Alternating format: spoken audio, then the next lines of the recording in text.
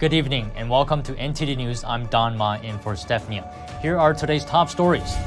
More back-to-back voting in the House today. McCarthy falling short of the support needed. Those opposing him rallying behind yet another nominee.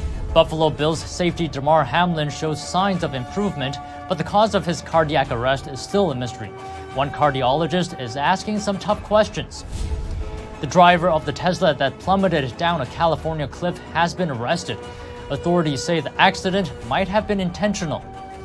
The first batch of Twitter files in the new year is out, showing that the federal government asked Twitter to remove a whopping 250,000 accounts.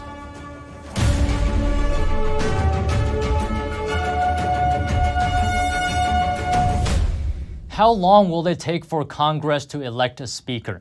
That's the question on the minds of many. Democrats today criticizing the GOP's ability to govern as a group of 20 Republicans bands together to oppose Kevin McCarthy for Speaker, instead casting their votes for Congressman Byron Donalds. NTD's Melina Weisskopf has more updates live from Capitol Hill. Melina, walk us through the votes and what this delay in electing a speaker means for how Congress functions right now. Hi, Don. Good evening. Good to hear from you. So 6 rounds of voting later and still nothing has changed. House Republican leader Kevin McCarthy is still falling short of those votes needed to secure the gavel. And instead of gaining support today, he actually lost another vote with Representative Victoria Spartz withdrawing her support from McCarthy and casting a vote as present instead. Now, as for how this is affecting Congress, Don, Congress is essentially hamstrung right now. They can't really do anything until they elect a speaker, that being the first order of business in a new Congress. They can't even swear in members right now, as a matter of fact. And this has given Democrats an opportunity to criticize Republicans, saying that they're causing confusion and chaos over this. For example, Representative Ted Lieu, who's the vice chairman of the Democrat caucus, told me that they simply can't function. They can't hold oversight hearings. They can't hold committee hearings or do much of anything until this position is secured. Now, let's listen to the Democrats' message around this, as well as how those Republican opposers who are delaying this process are pushing back. The contrast between House Democrats on the chaos and confusion taking place on the other side of the aisle could not be more clear. For the first time in 100 years, there was not an agreement for Speaker of the House on the first ballot. Because we all acknowledge and we all know that Washington is broken, we must take a new path. There must be a new vision so that Congress works for the American people. Because the American people are watching what's happening here, and they've watched what's happened here, and they're sure in their hearts, and they can prove it, that this town works for this town. So that's Representative Scott Perry, who's the chairman of the House Freedom Caucus. He's also been one of those leading voices opposing McCarthy's speakership. On that 6th round, he nominated Byron Donalds, and Byron Donalds was nominated during all 3 rounds of the voting today, with those 20 Republicans maintaining solid support behind Byron Donalds, opposing McCarthy. This is even though Byron Donalds says that he's not necessarily particularly interested in the speakership position, saying that he just feels it's his responsibility to help Republicans do things in a more constructive way, and he says he wants to help with that in any way that he can. And it's important to note that this comes even after former President Donald Trump endorsed Kevin McCarthy, warning those opposing Republicans to not turn a great triumph into a giant and embarrassing defeat. But even that message from former President Trump, which was sent out ahead of today's voting, was not enough to change the minds of those 20 Republican opposers. Dawn, the House has adjourned tonight until 8 p.m., where they could come back and continue voting. Maybe something has changed. They're negotiating right now. Kevin McCarthy is with those opposers. So we'll have to see how this unfolds tonight or maybe even a couple of days from now. Dawn, we'll toss it back to you. All right, thank you very much for the updates, Melina. And we'll be keeping a close eye on the story as it continues to develop. Meanwhile, President Biden vowed to find common ground with the Senate GOP leader. He also weighed in on the House speakership race. NTD's Iris Tao has more from the White House. A rare scene today as President Biden standing alongside Senate Minority Leader Mitch McConnell, together touting infrastructure investment. Over $1 billion from the infrastructure law for this. And what Biden calls room for common ground. We have to find common ground. We can work together. We can get things done. And the White House says it planned the event in order to show bipartisanship. The press secretary wouldn't tell us yesterday who else was invited, but an official told the Washington Post that Senators Sherrod Brown, J.D. Vance, and Rand Paul were also invited. But a White House official said only McConnell and Brown accepted the invitation. We ought to look for things we can agree on and try to do those, even while we have big differences on other things. Meanwhile, on the House speakership election, the White House said repeatedly yesterday that Biden, and he understands how this process works. He certainly will not insert himself in that process. Look, we're certainly not going to insert ourselves in what's happening on the other side. But before departing the White House this morning, Biden breaking silence on what's unfolding in the House. For the first time in 100 years, you can't move. It's not a good look. It's not a good thing. It's the United States of America, and I hope they get their act together. And this Friday, Biden will hold a White House ceremony to mark the second anniversary of the January 6th Capitol breach. He has in the past called MAGA Republicans a threat to democracy. That said, in the coming weeks, he's planning to make stops around the country to highlight what he calls his bipartisan achievements. Reporting from the White House, Iris Tao, NTD News. And Biden says it's his intention to visit the U.S.-Mexico border. He made the comments today at the Cincinnati Northern Kentucky International Airport.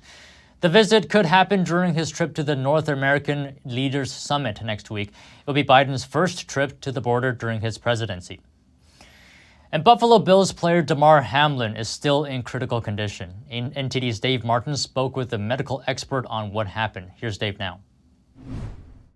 Thank you, Dawn. Bills safety Damar Hamlin is still in the ICU today and listed in critical condition, but according to the team is showing signs of improvement. In addition, Hamlin's agent Ron Butler told ESPN that Hamlin's oxygen levels had improved, while his uncle Dorian Glenn said doctors had lowered his oxygen needs from 100% down to 50%. Hamlin collapsed on the field on Monday Night Football after making what many called a routine tackle of Bengals wide receiver T. Higgins. He was administered CPR and taken off the field in an ambulance. Now, for football, which is a very violent game, most injuries can be seen and even diagnosed clearly on replay.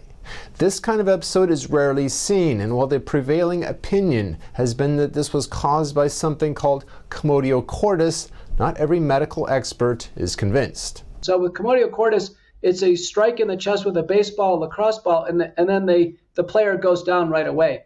He made the tackle, he bounced up, and then he had his cardiac arrest. It's never happened in the NFL because they wear pads over the sternum. So it happens with lacrosse balls and baseballs. If it hits the sternum, about 20 to 30 cases per year nationally. Dr. Peter McCullough, who's a world-renowned cardiologist with over 600 citations in the National Library of Medicine, has another cause for concern. COVID-19 vaccination and COVID-19 vaccine-induced myocarditis or heart damage that can lead to one of these arrhythmic deaths. Though we don't know if Hamlin was vaccinated, McCullough, who authored the book The Courage to Face COVID-19, says he's studied this phenomenon abroad, with an average of 29 reported European athletes suffering cardiac arrests like this per year prior to the vaccines. That's a huge number of athletes, way more than the NFL. Now, since COVID-19 vaccines, that number has skyrocketed to 1,598. 1,101 of those were fatal. 2/3 of these are fatal. Fortunately for Hamlin, he survived. Ultimately, McCullough, though, sees a positive outcome for Hamlin. He'll recover.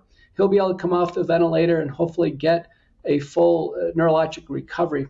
Though McCullough says Hamlin's playing days are likely over, he sees this event as one the whole medical community should learn from, as anyone vaccinated could be at risk.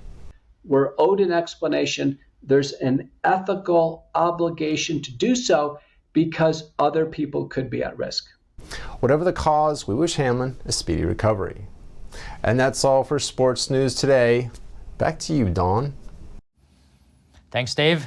And in another show of support for Damar Hamlin, ESPN show host and former NFL quarterback Dan Orlovsky was moved to pray on Tuesday during a broadcast of NFL Live.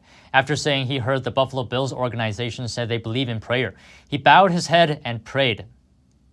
God, we come to you in these moments that we don't understand, that are hard, because we believe that you're God, and coming to you and praying to you has impact.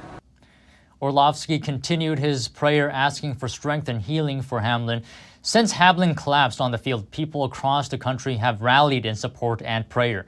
The Buffalo Bills expressed their appreciation in a tweet on Tuesday, saying, "We're grateful and thankful for the outpouring of support we have received thus far." The FDA is allowing retail pharmacies to offer abortion pills in the United States for the first time. This comes at a time when more states are seeking to ban what is known as medication abortion. NTD's Arlene Richards reports. The FDA is allowing retail pharmacies to dispense an abortion pill. The agency updated its website on Tuesday after a year of negotiations with companies that manufacture the pill. Until now, retail pharmacies couldn't dispense mifepristone, the first of two pills needed to complete an abortion. In the past, only a few mail-order pharmacies could distribute it. Mifepristone induces an abortion up to 10 weeks into a pregnancy in combination with a second drug called misoprostol. After the FDA approved mifepristone in 2000, patients were required to make an in-person doctor visit to get the drug. This rule was temporarily suspended during the COVID-19 pandemic under the Biden administration. Approved doctors could issue prescriptions for the pills online or by phone and have them mailed to patients. Later, the federal agency announced their own new scientific study recommended relaxing in-person access to the drug. And on Tuesday, the Department of Justice issued an opinion that says the U.S. Postal Service can continue to deliver the abortion pill across the country. Currently, 19 U.S. states have laws prohibiting phone consultations and mailing abortion pills, superseding the federal rules. Arlene Richards, NTD News. And Elon Musk has released more information about the extent of alleged government influence on Twitter. He says the federal government had asked Twitter to suspend 250,000 accounts. Here's the story.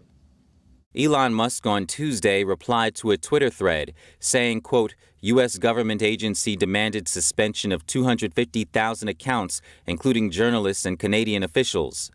Musk was replying to a thread by journalist Matt Taibbi, who posted the latest Twitter files. The thread showed redacted email correspondence between Twitter executives and government officials within various federal agencies in 2020. Taibbi wrote that Twitter was taking orders from a range of government agencies, including the Senate Intelligence Committee, the Treasury, the NSA, the Department of Health and Human Services, the FBI, and the Department of Homeland Security. One post also showed an email from the office of Democratic Congressman Adam Schiff, who was the chairman of the House Intelligence Committee. His office asked Twitter to ban journalist Paul Sperry. Twitter's reply showed the social media company declined to honor the congressman's request, but Sperry was still suspended from the platform. The latest Twitter files release also showed that federal agencies flagged accounts that questioned the origins of COVID-19 and tied the accounts to Russian disinformation. Meanwhile, Musk is also making more changes to Twitter. He says the company is easing up on a 3-year-old ban on political advertising. The social media company in 2019 cited the potential to influence voters as the reason for the ban. Now it says it's bringing the policy more in line with TV and other media outlets. And the Tesla driver who drove over a cliff known as the Devil's Slide on Monday will face charges. That's according to the California Highway Patrol. Authorities say the incident might not have been an accident. The driver of the Tesla that plummeted off a cliff in San Mateo County has been arrested. Authorities say the driver may have intentionally driven the vehicle over the edge of the cliff. According to California Highway Patrol investigators, the driver, Dharmesh Arvind Patel from Pasadena, was arrested on suspicion of attempted murder and child abuse. Patel is currently being treated for injuries at Stanford Hospital and upon his release will be booked into San Mateo County Jail. This comes after a Tesla sedan plummeted more than 250 feet down a cliff from the highway and crashed into rocks below. First responders responded to the call around 10:50 a.m. on Monday. They found 2 adults and 2 children, ages 7 and 4, trapped in the vehicle that went over. The crash happened in an area known as the Devil's Slide due to its fatal wrecks and few survivors. All 4 were conscious during the rescue and were transported to local hospitals. And staying in California, Governor Gavin Newsom is declaring a state of emergency due to a winter storm that's expected to hit Sacramento and other areas. Newsom says the proclamation allows the state to act faster and support locals in the response to the storm. California officials have asked drivers to stay off the roads and check for further emergency notices. The storm, expected to arrive later today, is only one of 3 storms impacting the Golden State in the last week. Officials are calling this one of the most challenging series of storms to touch down in California in the last 5 years. And 2 suspects have been arrested after attacks on 4 power stations in Washington state. The attacks left more than 15,000 customers without electricity on Christmas Day. Officials announced on Tuesday that 32-year-old Matthew Greenwood and 40-year-old Jeremy Crahan, both from Washington state, were arrested Saturday. The 2 suspects made initial appearances in U.S. District Court on Tuesday. A newly unsealed complaint charged both with conspiracy to damage energy facilities. According to the complaint, Greenwood told investigators after his arrest that the 2 knocked out power so they could break into a business and steal from the cash register. Greenwood and Crahan were identified as suspects because location data showed cell phones linked to them in the vicinity of all 4 incidents. Damage to the stations is estimated to be at least $3 million. In each case, the perpetrators allegedly used bolt cutters to access the properties and manipulated switches to knock out power. Conspiracy to attack energy facilities is punishable by up to 20 years in prison. Reporting by Arian Pazdar, NTD News. Today, the mastermind behind the largest U.S. college admissions scandal ever uncovered was sentenced to 3.5 years in federal prison. For years, William Rick Singer, a college consultant, helped wealthy parents get their children into elite universities in a scam that became known as Operation Varsity Blues. Singer admitted in 2019 that he had funneled parents' money to corrupt university coaches to secure the admissions of their children as fake athletic recruits. He then pleaded guilty to several conspiracy charges and obstruction of justice. The years-long investigation into the scheme resulted in the convictions of more than 50 people. And coming up, proof of vaccination still required for foreign visitors. The U.S. continues to be one of the only countries not offering alternatives to vaccines when entering the country. Meanwhile, new protests are flaring up in China, this time against restrictions on how people can celebrate the new year. That and more after this short break.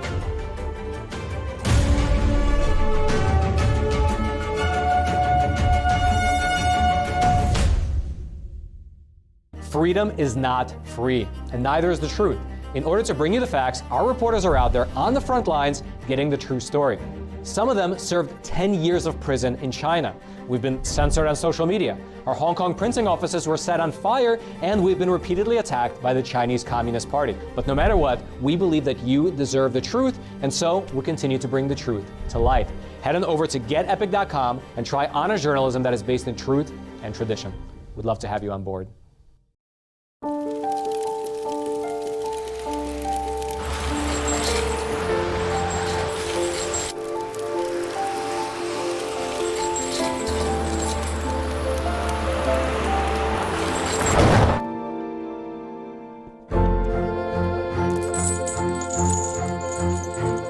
Did you know dragging chains can spark a wildfire? Only you can prevent wildfires.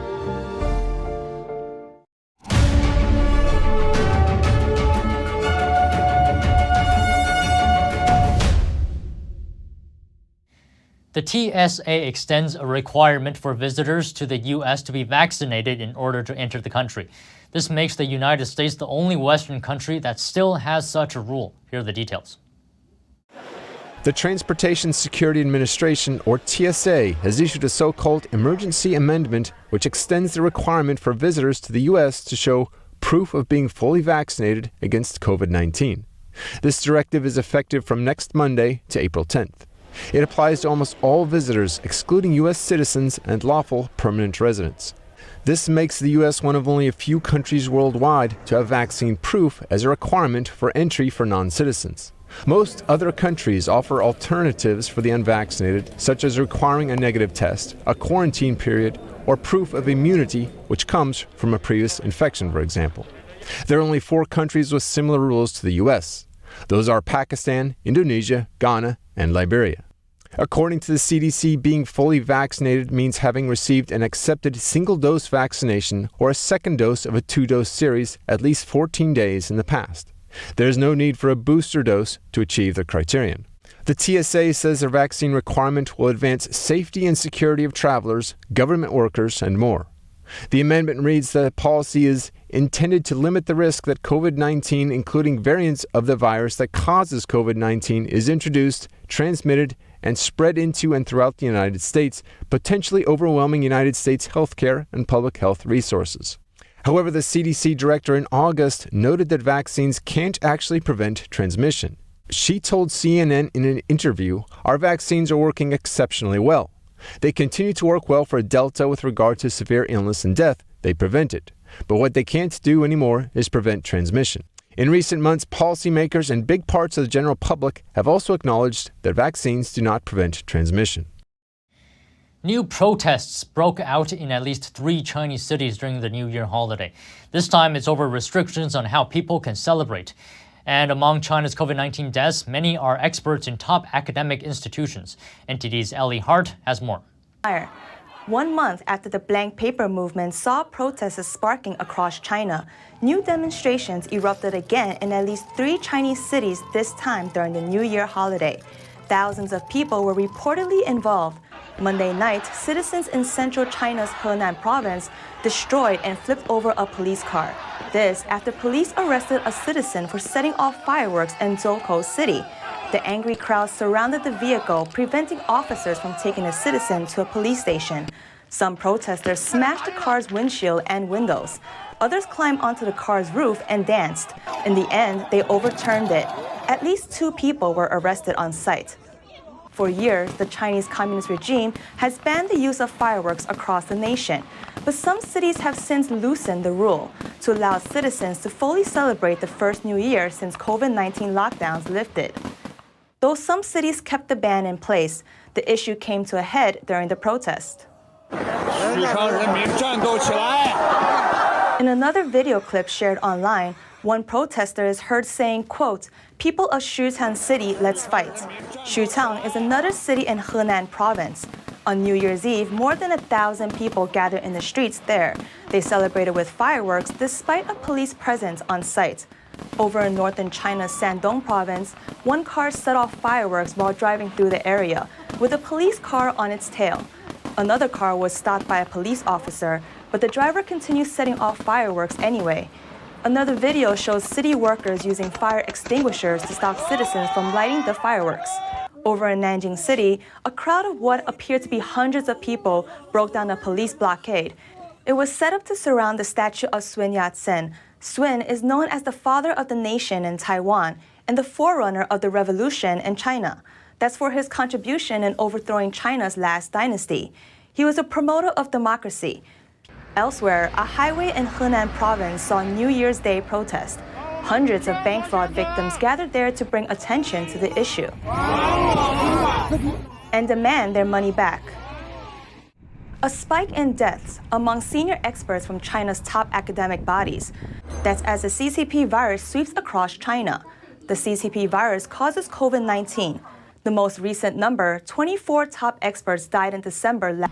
They come from some of the country's most prestigious academic institutions, such as the Chinese Academy of Sciences and the Chinese Academy of Engineering. Their obituaries didn't mention if these experts died of COVID-19. That's as funeral homes across China are overflowing and infection numbers see a massive surge. Most of these experts are Communist Party members, their ages ranging from 80s to 90s. The youngest is 57, a Chinese biochemist and molecular biologist called Zhang Hualiang. Other examples include professors from Tsinghua University, a top school that has educated many of the party's leaders. And that's all for today's news. Thanks for tuning in. I'm Don Ma. Good night.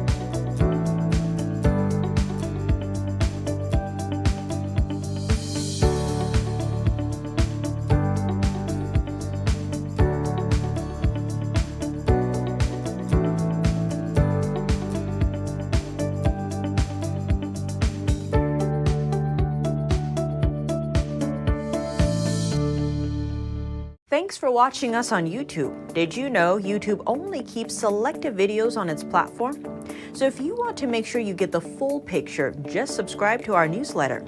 Go to newsletter.ntd.com and sign up. It's free.